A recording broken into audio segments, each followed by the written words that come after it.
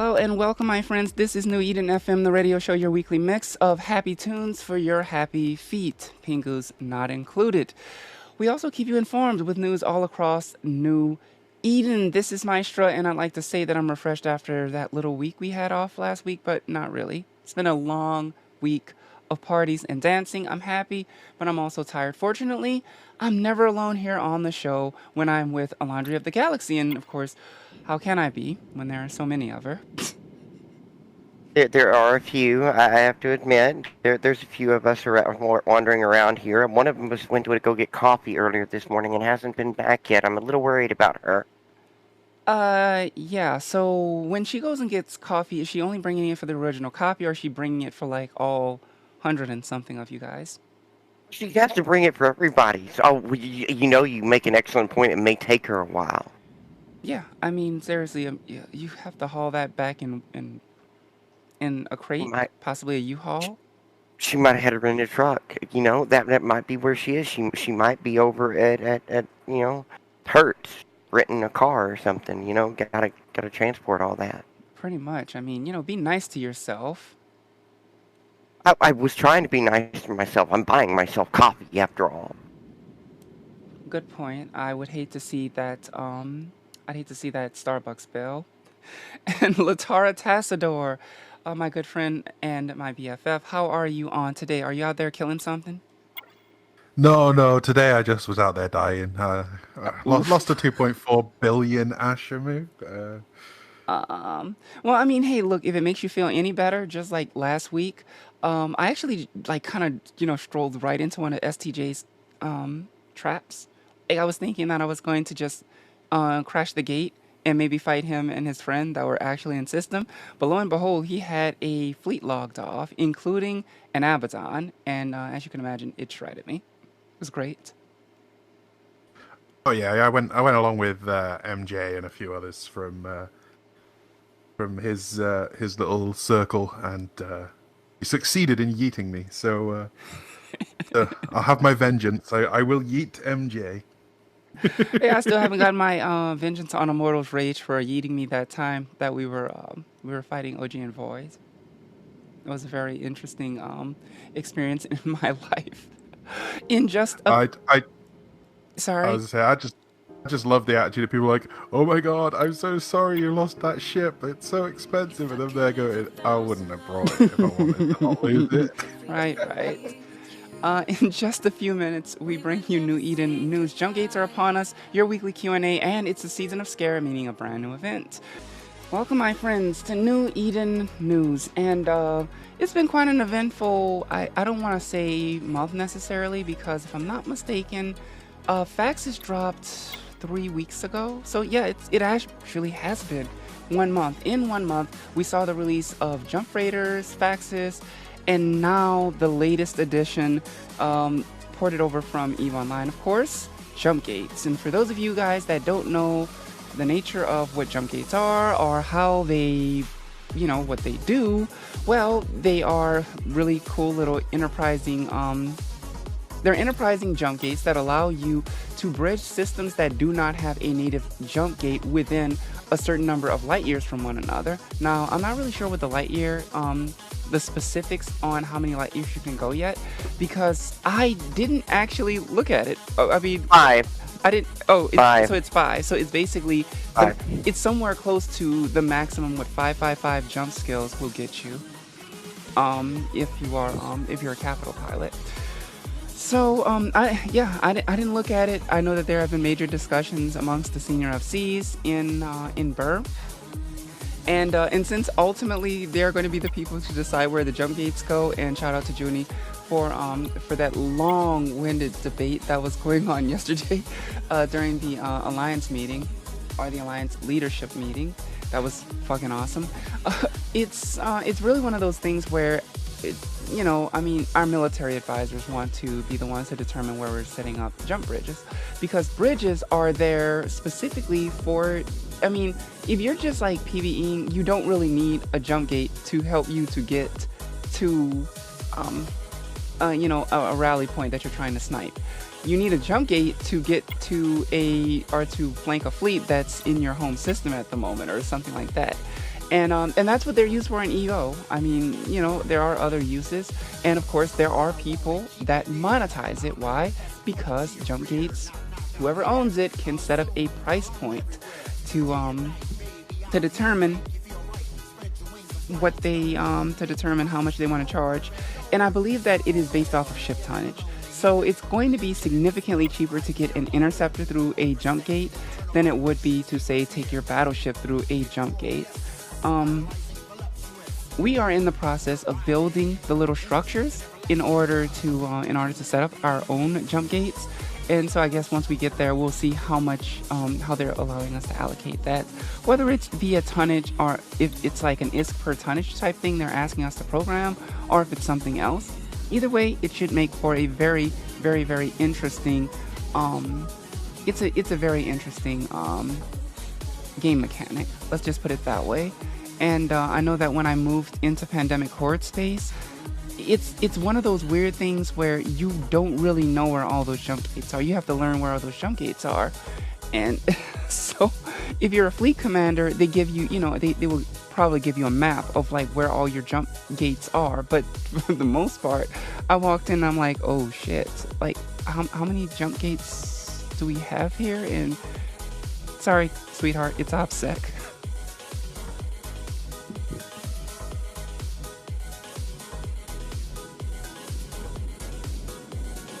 The jump gate mechanic is definitely going to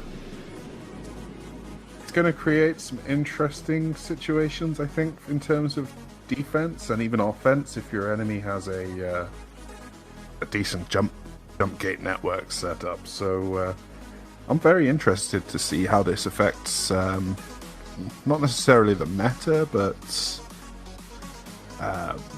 the manner in which defenses are organized and run.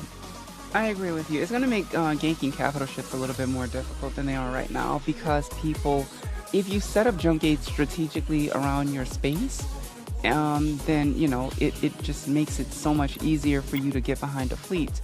And the first fleet commander that I worked with in EO, he already had that knowledge of where all the bridges were and where all the bridges went.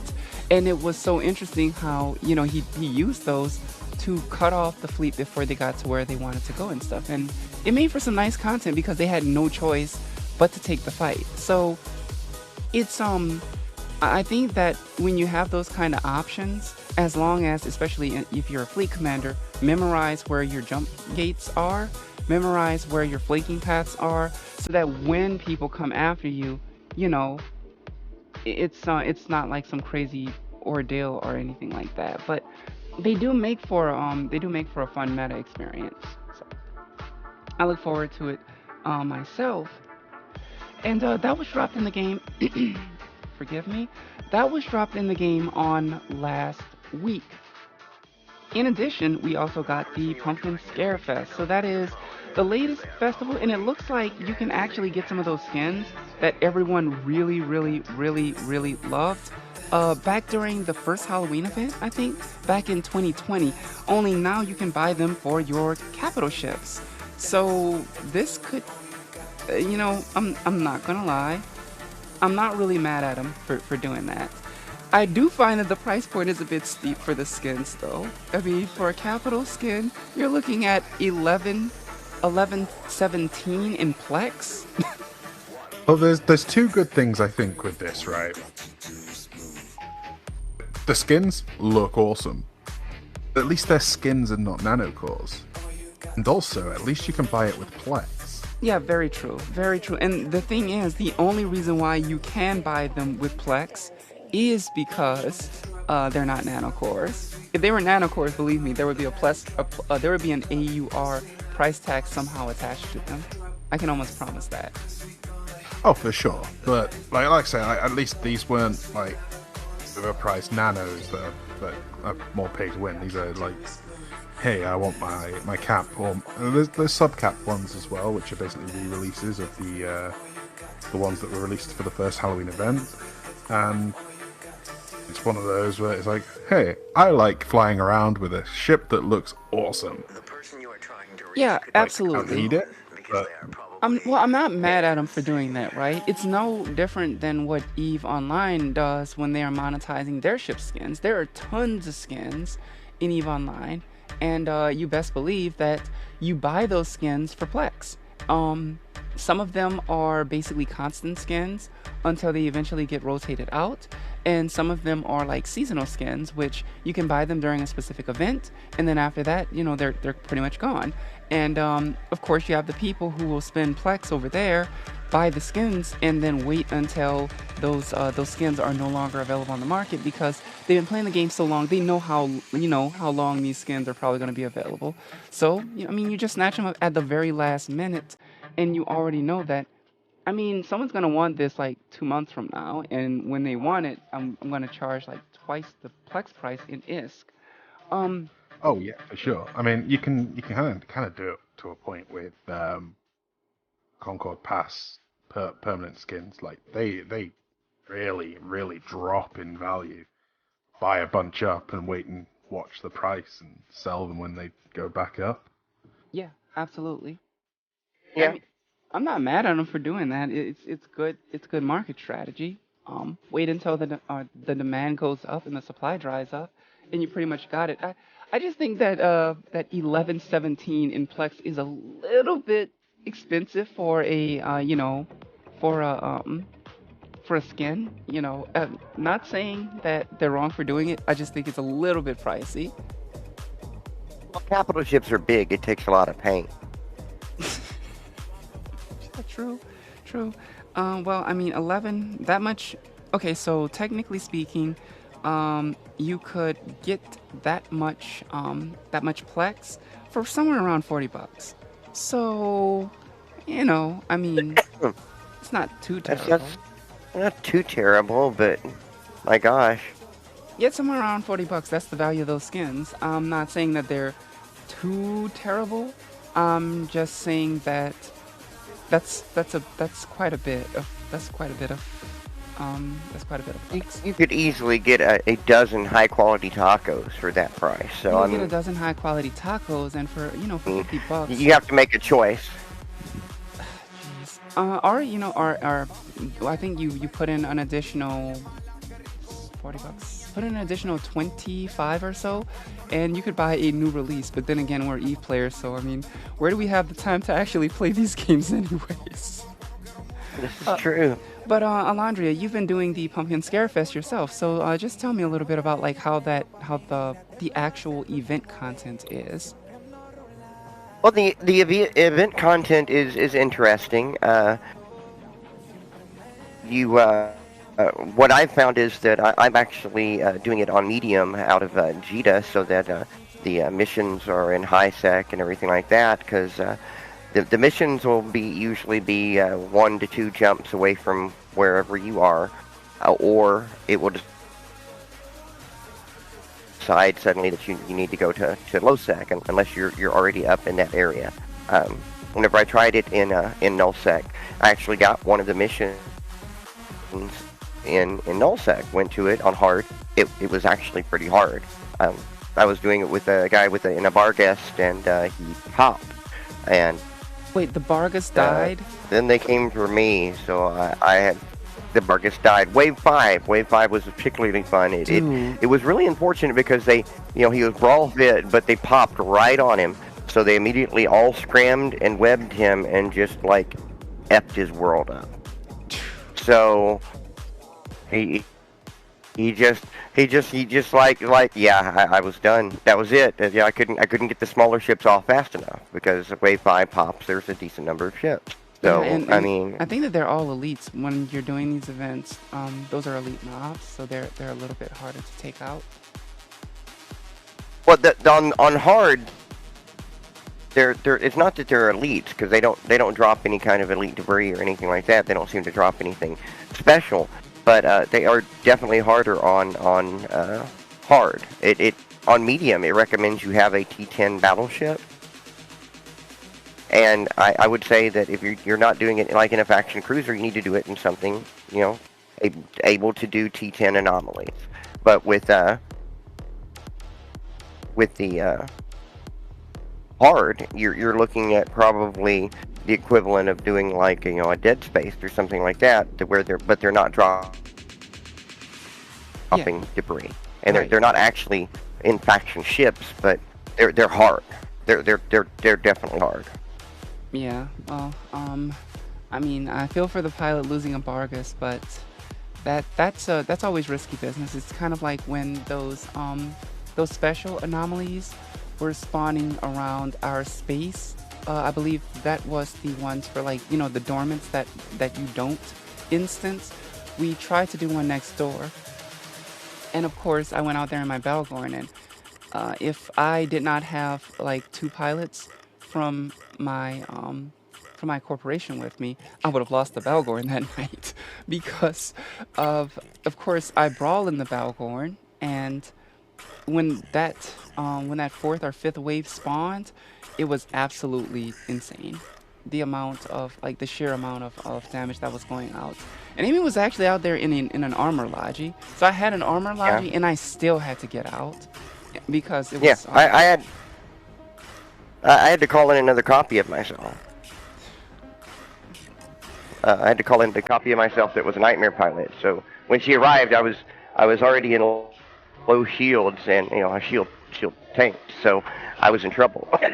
I mean, at least So the content is yeah, she arrived fairly. just in time, and I mean, at least the content is fairly. It's actually pretty good. Um, yeah. Now so it does get annoying if you're trying to do it in nullsec, and you can get the combat things in nullsec, but you're gonna get the transport mission. And mm, those transport missions, those you have to pick stuff up in low sec or high sec. So it's best just to go ahead and do it up there in low sec or high sec. That's really the best place to do it, because those transport missions will just completely interrupt your flow. And if you're deep null trying to do it, yeah, if you've got to go 50, 60 jumps to go do a transport mission, well, then you fly back, and then what happens? You do a combat mission. Oh, there goes another transport mission, or you get back and then you get another transport mission. That'll happen. I So mean, at least they varied it up a little bit. Um, And this is why they I did. need you here, for all the little tiny details, because everyone knows that I have the memory similar to a goldfish, and I have so much other stuff to remember. So I will probably do some of the events if I can find some time later on tonight. I might do it, but it's been a little bit hectic trying to find time to do the events and stuff like that when there's so much more stuff going on. From a community Yeah. standpoint, right? Um, Yeah. so, yeah, I believe that we also got a revisitation of the Navigator program. For those of you guys that are really in the market for more SP, you can go ahead and spend a bit of money, buy yourself some AUR, and you can be put into the Navigator program so that you can start making those skill points for, well, I mean, what are you going to need them for? I don't know, maybe faxes. So that's also a thing that is there. And before I forget, allow me to move into the Q&A, which was dropped, I believe officially. Let me take a look real quick.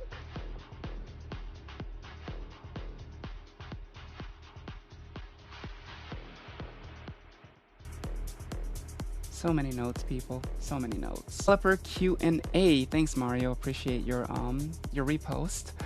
Uh, After receiving the nanocore for the Zai U faction cruiser, I recognized that the core is not limited to the prototype version of this ship. Flying the Zhang Yu prototype in the early days of Eve Echoes, and it's still one of the best looking ships in my opinion. Unfortunately, the prototype cannot compete with the destroyers or at higher tech levels. Can we expect the introduction of a standard Zai U available in the game? The prototypes look really good, even better with the new nanocore, so please give us a full version. We have been waiting for them since beta testing of Eve Echoes. And the answer to this is thank you for your support, but there are no plans to release a standard Zion U for now. However, we are thinking about adding more Yang Zhang content. We will release it together when everything is ready. Okay. That is epically disappointing on the response. That is epically disappointing. After 2 years, you have no plans. Even we haven't even drawing boarded that. Seriously? Girl, I'm just gonna laugh at this point because, yeah, yeah. No, nobody tell Benzie. I know Oh he's a my big fan gosh. of the Can You and Jan You. Dude, like, I don't care. I don't even get it, man. I mean, they're doing this. This is literally their. Oh my gosh. They were the ones who decided they wanted to put that into the game in the first place. Nobody asked them to put them into the game. They wanted to put it into the game to be quote unquote unique and to leave their signature on the Eve universe. So they put in decomposers and they put in the ships, at least the prototype version of Yang Jung ships, and they really haven't done anything with those ships since they fell into the game like 2 years ago. 2 years ago, and they're still saying they have no plans to actually implement those ships. And the funny part is, for those of you guys that actually check your in-game mails, they asked us about a survey, and in the survey, they're like, "Well, would you like to see more more of this content?" And people are like, I mean, we're not gonna get it even if we click yes, but here you go, yes.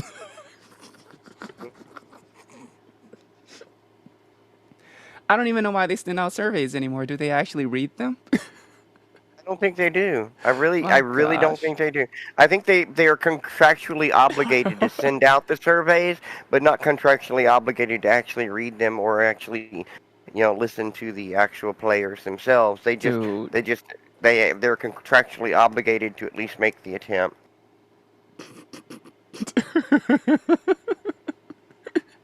Oh my gosh. It doesn't even make sense. Like, boy, it's that was just the worst response ever. But you know what? It still doesn't hurt as badly as that response when they said that they were only going to do rebalancing in April. That was even worse. So the next question is it possible to sort the contracts between corp insurance and regular ones? It looks messy how it is having it all together. And the answer is there is no update for corporation insurance in the short term, but we have received your feedback and it will be one of the things to be optimized when iterating the contract system in the future or when iterating the contract system in the future. Okay, cool. Why is the Hitchhiker's Guide to New Eden unavailable now? It has made New Eden more realistic and is a good way to kill time. Will it be back online soon? The answer is we will bring it back once the existing issues are resolved. I don't even know. Like I don't use it. So wait, there's issues with the Hitchhiker's Guide to New Eden? Um, okay. Uh, I wasn't aware of I was not aware of any either, but okay. any. I then again, I don't really use it, so it Nor could do be I. broken, and I would never know it. I don't even know what it is really I don't know. for. I mean, it's actually a really cool it's a really cool system that allows you to look at information in New Eden. It also allows you to see your ship's attributes, like how well it fares on a vector scale versus other ships. So if a ship is really tanky, it'll show that it has really good survivability, but maybe it has lower damage. Something like the Abaddon, which has a slightly lower damage than, say, for example, an Apoc Striker or whatever. Um, Oh, it does have its uses. It's just not something that people who actually need. It's not information that you need if you know the game well enough to kind of it's it's something that probably could have been in the game like when it launched, and it would have been more helpful to veteran players today. But it's still pretty good for new players. I mean, I'm not hating on it. Okay. The next question is please give us the ability to convert Lazarus units into skill points. As a Tech 10 player, I've been playing and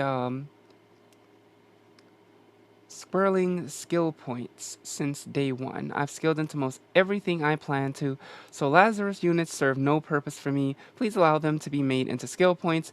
Even at the penalized adjustment, it would be helpful, thanks.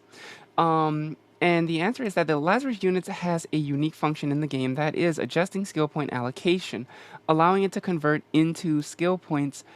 Compromises its allocation function, which goes against the original intention of our design. I kind of get that. That's a reasonable answer. Yeah, and here's the thing: if that person has in fact skilled into everything that they are wanting, then all they have to do is skill into anything else that they don't want, and then they can pull out the skill points and put it into something else. But I mean, I'm not sure exactly if they've already skilled into everything that they want to use anyway. I mean, why do they need more skill points anyway? I mean, To be honest with you, if you've skilled into everything, why do you even care about skill points at this point? that's what I'm Yeah, saying. yeah. But here in me, there's always something else for me to skill into. I'm There's I'm always sorry, something else to especially skill especially into. for industry and big ship combat. Those two things are so skill point intensive You that if think? you want to master it all, it's going to take you a long ass time, longer than the game's been out. Pretty much. I mean, to give you a perspective, even if you are let's just say that you are a carrier pilot and you were 554 by the time Faxes came out, the Faxes skill books do require less points than the core skills, at least by a small amount, but it is still a lot of skill points. So, I mean, for someone to say that they have nothing left to skill in this game, that's a little bit far fetched. I can understand 20-year-old, EO vets saying that they've got nothing left to skill, they don't care about skill points, etc. But I don't know. I mean, with the Lazarus units aren't a thing that exists in Eve Online, right? So it is an Eve Echoes thing, but it's really because they didn't want people buying, selling, and trading skill points, which is something that you can do in EO. So it is what it is. The next question is, other turret implants have very overpowered performance, but missiles don't have any impressive performance. Please make missile implants which performance like missile damage plus 100% missile flight time, 40%, or make warhead charges damage bonus higher, please. Okay. The answer is we will release balance adjustments according to the actual performance of each implant in the future, aka in April, people. And we'll also introduce more implants with distinctive features, hopefully before April, so they can all be balanced together. Oh yeah, I mean the missile implants are, I think, in a reasonable place. I mean, precision warhead allows you to get away with some things with some ships. Like bombers actually become viable, but the thing is, it takes I think at least one rig, a nanocore, and an implant to actually make like a bomber 2 or a bomber 3 actually viable. Wait, hold on a second. We actually care about game balance at this point?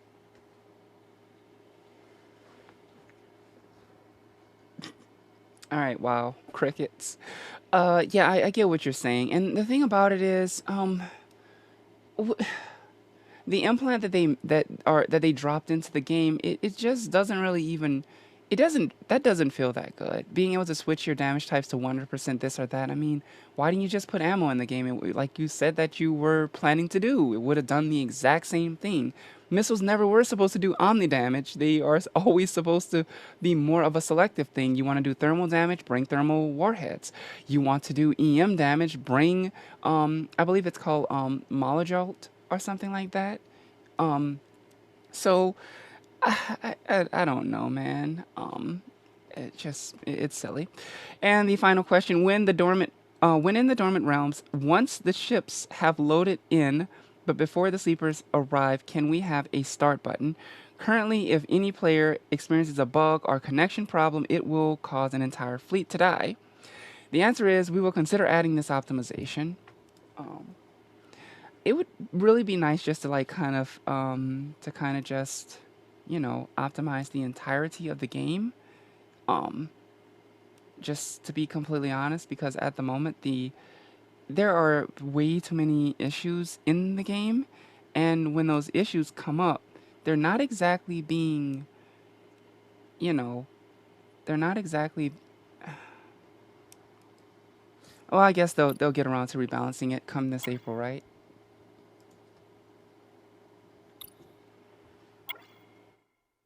Yeah, I Something mean, like that.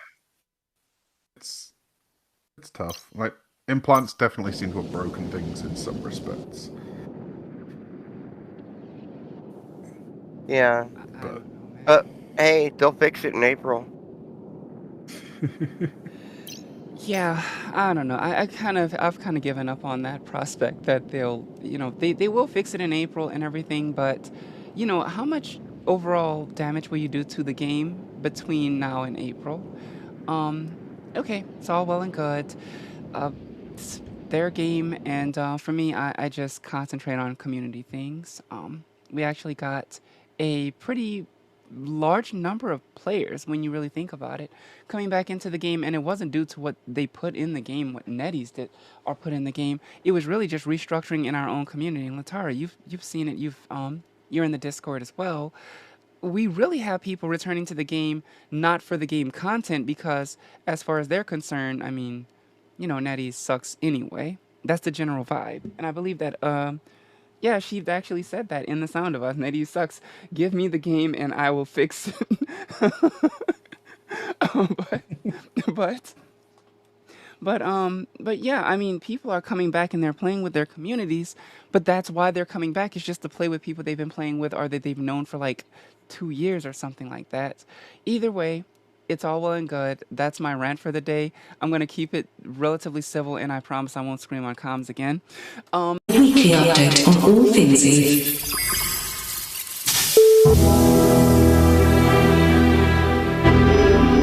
This is your Eve Echo State of the War report. Hello, everyone, and welcome to the Eve Echo's State of the War. And there aren't really a whole lot of major wars going on, but one that does stand out is this newly spawned confrontation between Yes, Please Continue and Void. yeah, I mean, it seems that maybe it's a bit of a grudge that was started because Yes sided, at least in part, along with Burr and No in the most recent war against Void, but there's also a possibility that it's down to a territory grab to a degree. And to be honest, if you can take it, it's yours, right? It's nullsec rules. I mean, it is guns that kind of arbitrate how things are run in nullsec, and I think that people are starting to kind of get the point that in nullsec it's all about who has the biggest guns. Take for example this arms race that's going on right now, and I say in terms of military power, the big three, which are Silent, No, and Burr, they're all pushing for for faxes in huge production on faxes because they believe that that's going to be the future, and so I mean, ultimately I think that a lot of these things going on in null will be determined by, I guess, whoever the organizations either have a contract with or will back, but I don't know, man. Yeah, I mean, at the minute, from what I can tell, this war in Quirius and Cash is pretty much Void OG ESCA versus Yes, Please Continue, and whomever Yes decides to hire on that particular contract. I mean, I believe they have hired No, they have hired Brethren Court. They have AAA too. AAA is a part of Yes, Please Continue. AAA is? So I didn't know yeah. that. Oh, damn. So Yeah, that's their French-speaking division. Wow. Wow, that is news to me. I did not know that AAA is actually part of Yes. Huh. Okay. Please continue. Yeah, I mean, from what I can tell from my intelligence assets, it seems to be almost a dead stalemate. There are a lot of citadels changing hands on either side.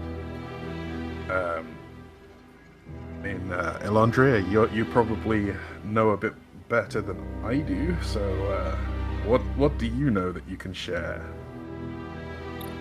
I know that both sides have been engaging with mercenaries, so it really goes down to this is the age of the mercenary. Everybody who gets involved in war hires the mercenaries, and whoever hires more mercenaries usually wins. So For sure. I know that Obviously, the brethren have been hired to defend. No have been hired to defend. Both sides, I believe, on no side. obviously, Sorry. Boot put out an announcement last week that they are starting to accept contracts in terms of PvP. So, Wait, I'm sorry. Oh my gosh, this is turning into a three-ring circus. yeah, Boop. Obviously, you have MJD's mate. Who Wait. obviously accept contracts. Wait, hold on. Hold on. Wait, mate, is it Boop now? Oh no, I'm listing the mercenary organizations that are currently accepting contracts. Yeah, but I mean, but Wait, but and mate is a single. I have to describe for the audience that the mercenary organizations had finger quotes around it whenever we're on the list so far, but we haven't gotten to any of the actual mercenary organizations yet. That's correct. So- I mean, when it comes to like these contracts and stuff like that, all of them are 100% anonymous. The only thing that we can say is what we see on the battlefield, like legitimately. And I know for a fact that there were bird pilots on the battlefield. What was it, last Tuesday or Wednesday? So yeah, that was definitely contract work. But as far as everything else is concerned, it's whatever. With Mate though, I mean, Mate is a single corporation, and doesn't that kind of put them on their back foot, concerning what they can and cannot take, as opposed to our brethren court who can take significantly more dangerous work? Oh, Yeah, for small sure, scale for sure. contracts, right? They're small scale. It's one of those that, like, I think that there's a merc organization right now for whatever your needs are, realistically speaking. So you only need something small. You've got groups like Mate, you've got UNFQ,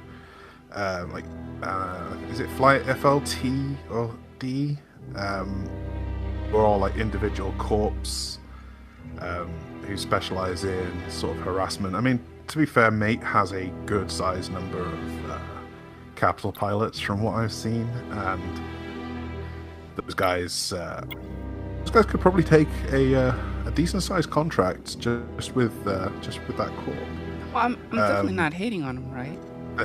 I'm not hating on them. Think about it. Oh, yeah. I believe that F Society, run by Kilroy and some of my other friends over there, like Chicken, they take contracts that are too small for No to take on their own, mostly like U.S. primetime contracts. And they do very well in fulfilling those contracts. So I'm not saying that a single corporation can't take a contract. Oh no, it's one of those that right now, I mean, you're spoiled for choice as a customer or a consumer of the mercenary goods, and the mercenaries are all. I mean, it gives us competition, right? I mean, No obviously has the reputation that they have because they are the longest-standing mercenary organization in this game right now. I'd like to think that Brethren Court are building a reputation. Obviously, Mate as well. They're put out some serious results with even just some of their rooms. UNFQ have been on the down low while they get themselves set up. I'm not sure the state of Sixt right now. I don't know if they disbanded, because I heard that a bunch of their corporations either left or merged into other organizations.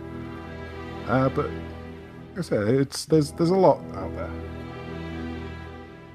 I mean, it's good. I'm definitely like not knocking on Mate, and I'm certainly not knocking on some of these other organizations who do fantastic work. I guess that I have not really seen, um, say for example, a corporation, um, actually just get hired to fill out like war numbers and make that big of a difference. Whereas, at the grander scale, you kind of need like an alliance level contract to make that happen. But there are smaller things that probably you could probably do well with. Say, for example, if you are just having issues with people that are trying to cam your pipes or whatever, a corporation could probably handle that. If you have a smaller scale defense, something like maybe, depending on how severe it is, maybe an armor time or something, a corporation might be able to handle that for you. And if you need a specific number of like PPK or something, a corporation could probably handle that for you. It just, it just really is kind of interesting. And I think a few weeks ago, I believe that meat might have bitten off a little bit more than they can chew, which is kind of what had me asking that question. I do remember they had a contract, I think, against some of our renters, and they went out there and they tried to take some citadels, and obviously these people, they're our renters because they pay us to protect them, right? That they pay for our protection. And so they were trying to get out there and blow up our renter stuff. But obviously, whenever we have our renters in there in trouble, it's an alliance matter. We're not just going to go, okay, well, you know what, we'll send this one corporation to handle it. And so, it wasn't an easy day for me, and I know that those citadels are still standing right now. And I guess that's kind of what had me thinking, like, okay, yeah, can a single corporation do really good things? Absolutely. But I feel like that week they bit off more than they could chew as a mercenary corporation. Oh yeah, and the thing is, every mercenary organization will at some point hit that point. Like they'll eventually go, oh, well, yeah, that's a bit much. I think it happened within the first 2 months of Burr being formed, but it Well, wasn't really it wasn't a what's the word? It was not that we bit off more than we could chew, is that we had a PPK contract against Void, I think. And we had all that we needed except for just like a little bit. And I think that they started docking up when they saw us coming or when they thought that we were coming and stuff. And finally Bill just went, guys, come on, we only need like another 2 bill and we're out of here. It was, I think that that was the last PPK contract we ever took because of that.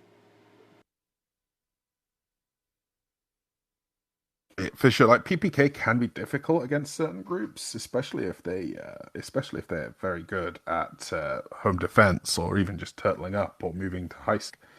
Um, it's one of those that it can be a difficult one to fulfill those contracts. Or against certain groups, other groups, especially like the larger groups in this game. I mean, you're always going to find targets, which it just takes a little bit more patience sometimes if they're on edge. Yeah, on the subject of people who have been getting content and it took a bit of patience, what about Spy Master, who, because of his patience, he just like YOLOs all of us, an entire fleet of like assault battle cruisers into silent space, and they took a fight with us on the gate. I believe it was all bot five. They took a fight with us Oh, on a so gate. It was great. situation there is we had eyes on our target, and basically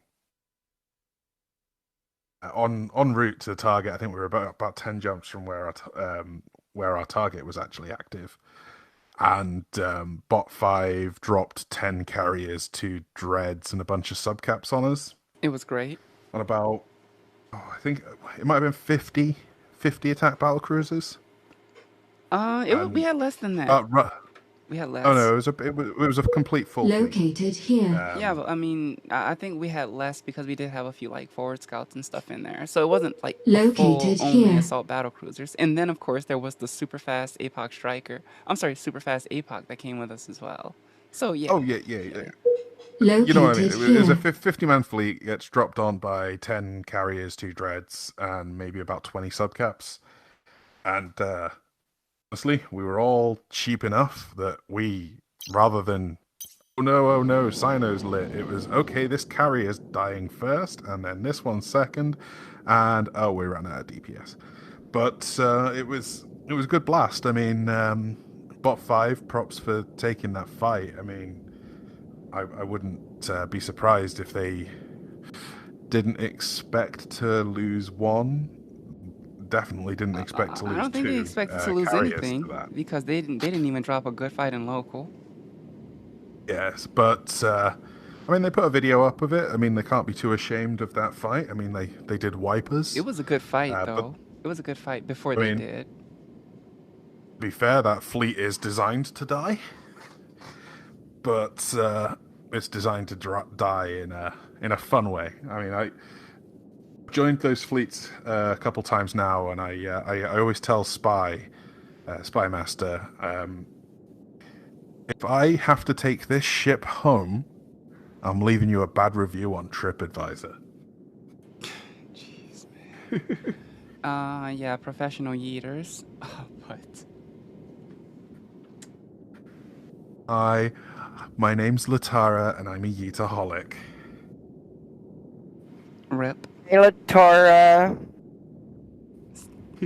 Oh. Wait, that's the way those things go, right? Gosh dang it. I've been to one too many meetings, I guess. You need Addicts Anonymous meetings? No. At one point, I tried to give up tacos. It didn't work out, obviously, but you know. Yeah. Oh, okay. Well, I think that it's also fair to mention since we are on the state of war and blowing up ships and, all these fun things, to once again mention that our colleague and good friend in Mario Penterman does have the brand new Echoes.mobi bot. And not only does it have a website that you can go to turn in your kill mails or to upload your kill mails, it also does in fact have an application. I'm still trying to get Mario on the show so he can tell us about how we can get the bot set up on the Discords for you guys. But I think that he might have instructions already in his on his Discord, which I'll post a link to it in the Sound of Us in just a bit. What I can tell you is that the bot is absolutely fantastic. It works on a global scale. You can literally turn your kill mails in anywhere, and and it'll count. And I think that it's just PM Blue did a fantastic job with the Oxalus bot. And of course, because of real life circumstances, he wasn't able to continue the support of the bot. So we did need something new, and Mario had been working on that for a considerable amount of time. But if you have not tried out his bot yet, you definitely should try out his bot, and of course consider sponsoring him if you like, because I believe that he does. It does cost him a little bit of money to keep everything up and rolling, and of course to process all those kill mails that you guys are in fact uploading to the server. But what can I say? It's fantastic. It works, and life keeps on moving. On New Eden FM. And welcome everyone to Eve Talk. And of course, this is the part of the broadcast that is more or less about you or about our community. And I think that this is probably starting to become more of a well-known thing. But I know that Burr has been doing a number of restructuring. Correction. I'll walk back on that. Making a number of restructuring decisions. Is that a good way to put it, Latara? Yeah, I mean it's a grouping together of corpse for a mutual benefit, I think is the best way to put it. Mm-hmm. Um, it was sort of brought up internally, I know, for us, ourselves. And then we reached out to another corp who'd previously reached out in a similar manner, and well, now we're what four corps merging into one. So Essentially. I mean that got out of hand quickly, but It did. I mean, literally, there we went from possibly having like brothers in arms times two to brothers in arms. I think we have what 321 pilots now. 322 is the last count that I received. it's a lot from the what 30 we had in Bell to begin with. It was something like that. But yeah, 322, and we're still waiting for everyone to move over into the new corporate family. So for those of you guys that see the self-destruction crime syndicate flying around your space, please leave coffee and donuts, and also a big stack of money on the table so we don't have to take it from you because I really don't like to have to use excessive violence. Wait, hope. What the fuck am I saying? Yes, I do. That's the fun part. Excessive violence. Yeah, we'll get our ISK forcibly or no. There's a reason our FCs are called enforcers. Yeah, pretty much. Pretty much. And the thing is, within the first week, I believe that people were already performing heists within our new organization. For example, Junie, I believe, went in and I think she stole Inquiz loot from people who were trying to like ninja an Inquiz in low sec. Now, I want to point this out. They should not have been trying to ninja them in the first place. Why? Because let's face it, we weren't there for that. We were there for for something else, for another alliance level activity. Well, she waited for them to clear all that stuff out and then went and just like stole all the boxes, which, that in itself is a crime, but I mean, it's more at the it's at a different level.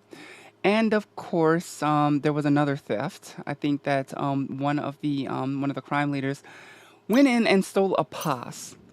This happened within, I want to say, 4 days of the union of the corporation. So, yeah, and I think that Chief is in the wrong corporation now. He needs to be over here if he wants to be a true space gangster.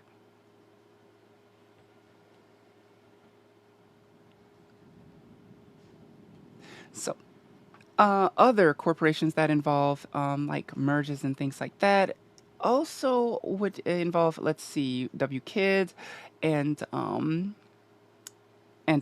Imp, if I recall, as well as BBBQ Evo One. And I mean, really, Burr's just like really, really just packing everyone into tight little corridors, all nice and neat. And I think that I mean, the name of the game is efficiency, right? It's just in our case, Oh, efficiency happens to be fun. That's all. It just happens to be yeah. fun. Really The thing is, streamlining there. mergers aren't only happening in Burr. I'm aware of basically, um, I think it's Who F Society are merging into Pew Black Legion, Wow. and then you also have I think it's two or three corps that are absorbing members from other corps within Void, and shutting the doors on actually one of the longest standing corps within Void, DNMC, Wow. which was originally Dark Null or MC Mari Hakila.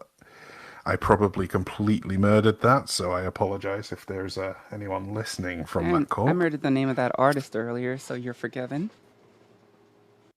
Yeah, there's mergers happening all over, and to be Yes. honest, I think people are going to realize that the larger the larger your corp is, if you're all still working together towards a common goal, I mean, the more fun you're going to have in general, the more opportunities for content you're going to have. And I know it's something I pushed for myself within the Bowel boardroom. Just seeing like and knowing what you can achieve with a large group working together. I mean, you look at a corp like Red Sea, right? They're one corp big, and basically those guys are insane with what they've been able to pull off because they work together. I mean, with Red Sea, yes. Um, Red Sea is one of the first corporations to actually go that route, to just say that we're going to be an independent organization within New Eden. And of course, they do have their ties, their friendships with No, but they have up until this day managed to remain being an independent organization.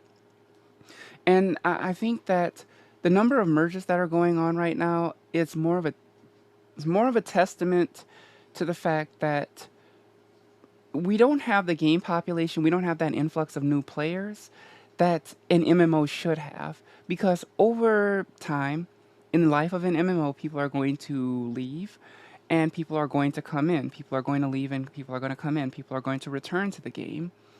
And then people that were playing the game before they returned are going to leave.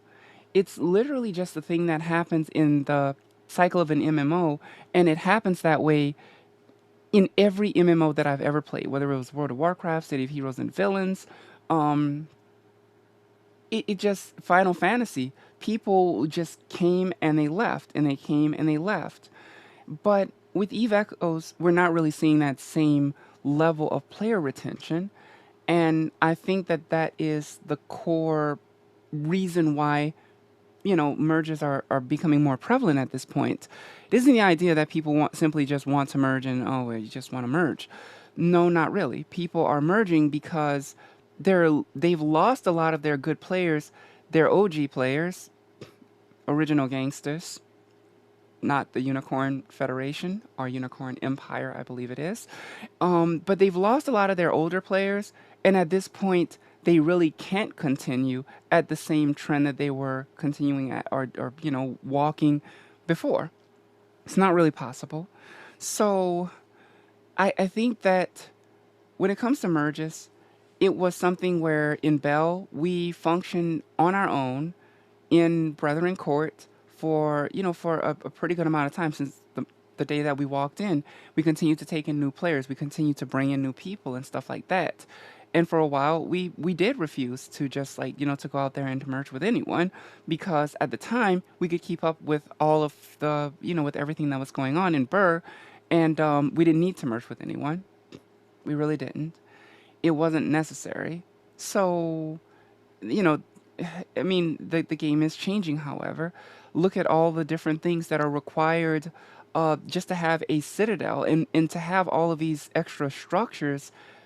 I mean, you need citadels at like tech level 3, or you need to at least upgrade them long enough to get them to that level. So if you're wondering if you can still really play the game the way that you could a year ago, the answer is no. It's not really possible to play the game the way you could a year ago. And it is regrettable because when I look at the big picture, truly EVE Online has been investing a lot into trying to make the game experience better as they go into their 20th year. Next year is going to be EVE Online's 20th anniversary. 20 years of this game, like, I mean, it's been going since 2003. That's when the first ships were getting blown up in an EVE universe. And so now they are doing things to kind of facilitate making the play experience better, adding polish, visual experience, audio experience, all those things. And what scares me is that, the Eve Echoes devs aren't really looking at this and thinking to themselves, well, guys, we probably need to promote a better play experience than the way that we are. New content is fantastic. I think jump gates are fantastic. And I do think that once we finally get them, if we ever do get to a point where we can have blops, that will be a lot of fun. I would love to initiate bridging. However, I think that what we currently have in the game is actually good, but it needs to be refined. And I don't think that they see that. I'll tell you one area that I'm impressed, in the Play Store, the rating went up to like 4.1. I think they're doing little things. I think they could have went in a totally opposite direction and really did like the greed doctrine where they really messed up a lot of stuff. So I think there's some mistakes they made, but I also think there's some positive direction and trackage that they've definitely gone down. And I think they do deserve that. The devs, they do work really hard. And I know you guys know that.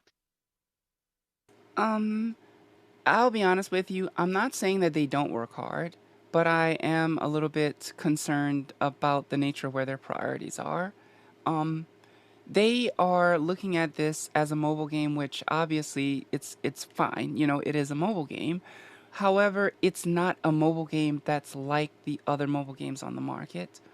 Um, No, it's so not. that's the big issue in my in my opinion. Uh, and I'm also going to take a moment to check out what is being said in the Sound of Us because I see I'm being pinged over there. Rosalind dropping unicorns, and okay, there you go. And yeah, Mirage, if you want to do heist, you're gonna have to move over to crime. Sorry, you'll have to be in the you'll have to be in the crime syndicate if you want to do that. So Troublemaker MKR stated this in the Sound of Us. The devs are currently working on some things to help new players stay in New Eden. Thank goodness, that's fantastic. I cannot say much about it as the limited info I got is protected under NDA, but industry and some other non PvE PvP content might get a major overhaul in January to April the 23rd. Now, I think that that's a good idea. I think that that is fantastic. I what I think that it would be fantastic for them to do this because industry needs an overhaul. The market needs an overhaul. The new player experience needs an overhaul. Exploration needs an overhaul. Literally everything in the game needs some kind of overhaul, with the exception, kind of combat ships, right? If they're planning on doing a major overhaul on next year, that's good for the life of the game. That's fantastic because there are reasons why, why people are kind of like leaving and maybe just like it's just it's like the play experience. Combat is in a spot where at the moment it's like the biggest ships rule the playground. Every time new content is dropped, it's being dropped for bigger and bigger ships. Currently, I mean, it's dreadnoughts, right? I mean, these newer NDSs and the other really good content. It's for dreadnoughts. The a couple of months before it was for carriers and stuff like that. So I think that if they are planning on doing a major overhaul, as long as they are not trying to add in like just throw more stuff in, it'll be great. And I think that people will look at it and think that they are really amazing for doing that. But it's just going to see how that whole thing goes. We have to see how that whole thing goes, because unlike EO, where they tell us, hey guys, these new changes are over on the Serenity server, go over there and you're welcome to go over there and test it. They don't say those things. They just drop stuff into the game and then go, hey guys, this is what we're doing, here are the patch notes, a week before, give or take. So people don't actually test it and tell them, hey guys, this doesn't work, or this probably is going to break the game, or this is something that we can do with it. I'm pretty sure it's not working as intended. They don't use their community to play test any of this content. This is the problem that I have had with them. Not the fact that they are not working on it, the fact that they don't do any playtesting whatsoever. The last one, they did a playtest, and for the sake of for all things intended, only Android players could use it, which is fine. I'm not mad at them, as Apple does have pretty strict guidelines concerning how what you can put on the what you can put on their app store. So Apple players could not test that. And oh yeah, the name of the Eve Online test server is Singularity. They have that one and they have the Thunderdome. So forgive me for that. But yeah, it's I just think that they need to make a habit of doing what those devs do. Use your players. I mean, they will test shit for you for free, and and it's going into their hands. So if they test it, they say, well, it's good, and you drop it into the game after they've said, well, it's good. If it's broken, then they can just go. "Oh, I mean, you guys told us that this is the way you wanted it, so live with it now." And I think that it would give them a little bit more leverage than what they have right now, because right now they really don't have much in the way of leverage. And Semper Fire Dog makes the statement, it's still a gotcha game, so money grabs. Yeah, I know. Everything you're saying, yeah, it's true. And Junipera make the statement, I'm ready to shell out 100 of for my mining implant and mining GU starter kit. I mean, I shelled out 50 to get my first purple implant. So, I'm not gonna I can't hate on that. And we need faction strip miners. I mean, kind of, sort of. I think that the market needs to be rebalanced. I critically believe that the market needs to be rebalanced. When they dropped the Rorqual and the Orca into the game, I was really hoping that they would rebalance the market and rebalance the industry to make the ore feel like it was worth more. Because at the moment, everything is an ISK sync, but the mineral value on ore is really, really bad. So I was hoping they would do that. Instead, they dropped that into the game, and I think that along the same time span, we also got a double PI event. So they literally drove mineral prices into the ground. Um, and I don't know about I really don't know about faction strip miners right now. You're mining quite a bit, uh, but the problem is that your ore doesn't have the value that it should have. Durkadur says that NetEase doesn't care about the miners at the moment. They really don't care about the miners. I agree. Maybe later on they will feel a little bit more. They'll feel a little bit more open when it comes to their industry folks than they have been. Bigger mining fleet belts. Oracle mining fleets cleared the most dense clusters in no time. Yes, you are right. You're definitely right about that.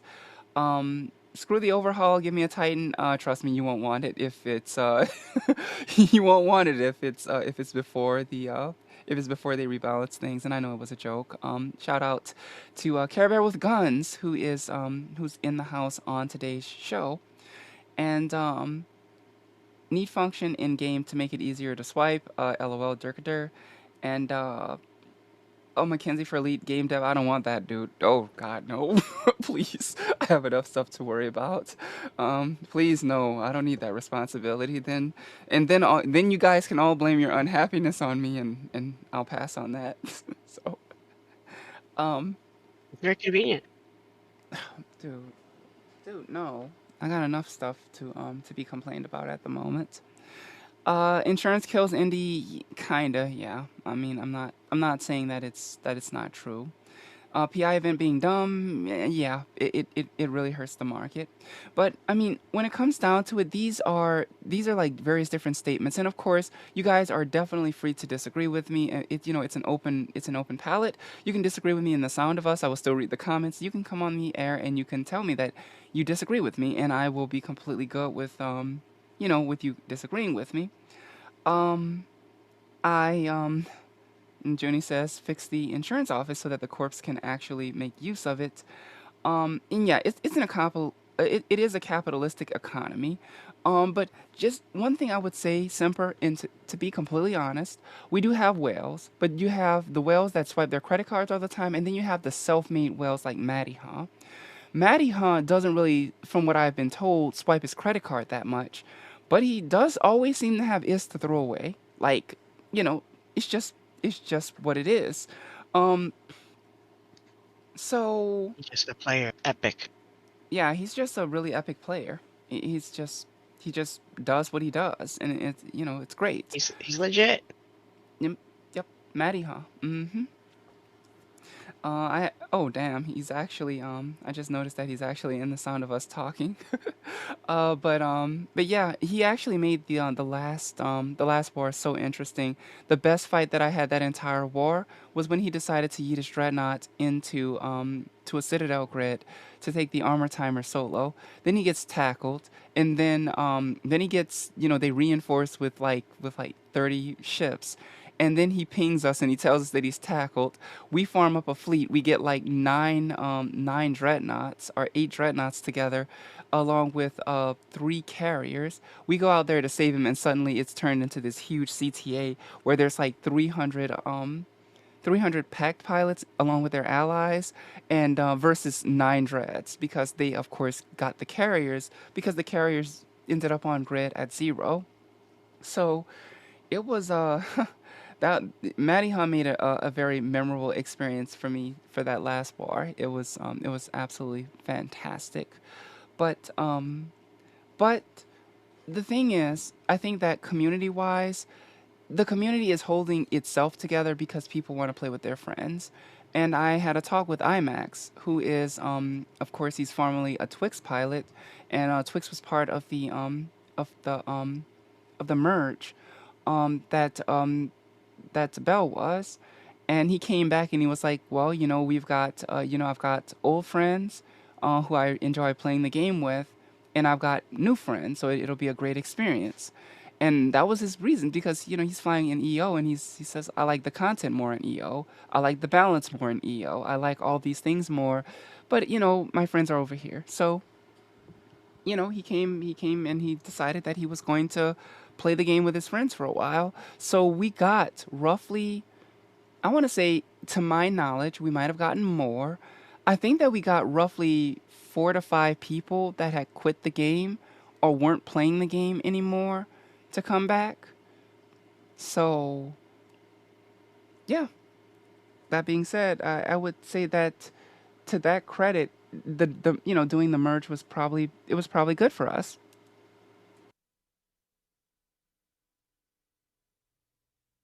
That's good. It's always good when people come back.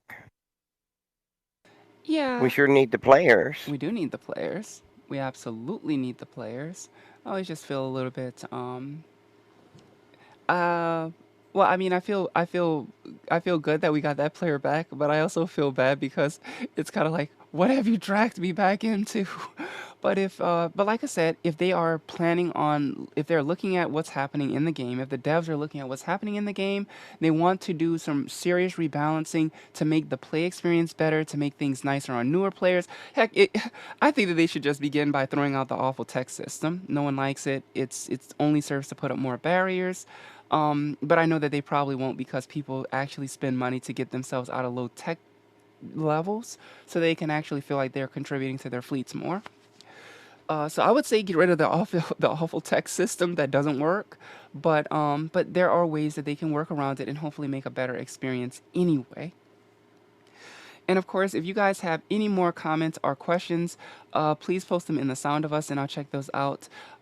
But I do want to thank you guys for being here on or being here with us for the show on today, and of course, starting today, which is something I told my staff earlier before we went on the air, because obviously it is a whole lot of additional work to an already busy work week that I have between projects, gigs, and everything else. I'm just going to, once our broadcasts are done every week, I'm just going to bounce out these tapes and post them so that they're up there on SoundCloud within like an hour or so after they go live. So you can tell your friends that are not able to tune into the show, they can pretty much find the shows, like they're just going to be the unedited show. So it'll be exactly what you heard during the broadcast. I really don't have the time every week to go through, like 2.5 hours of additional audio on top of all the other stuff that I have to go through. So you guys will be getting those episodes pretty much pretty much the day that the day that it is done, because I need it for my sanity. Sanity is important. Yeah, it is in my case. I would actually prefer to invest the time that I'm going to save by not having to go through and edit to actually play the game a bit. And of course, I'm working on a new track myself, so I need more time. Yeah, Indian plants. Who knows? Maybe just hopefully they decide to they do a rebalance of the game before they before they go that route. So please, guys, no Indian plants just yet. But anyway, guys, thank you so much for tuning in to today's episode. I guess we're gonna call it to a close so that you can get out there and you can go and make some content with your friends. Love, hugs, and kisses. And of course, I'll let Alondria do this next part because, I mean, Contractually you're obligated, of course, contractually obligated to do it. Go for it. to boop and look. It is the boop and local. To boop, I must boop and local. As the Gulag discovered, I am being a secretly a CEO of Boop. I am contractually obligated to boop and local, and also DC and local. So, boop and DC and local people. My goodness. Seriously. All right. Love, hugs, and kisses. And we will see you next week for the show. Yeah.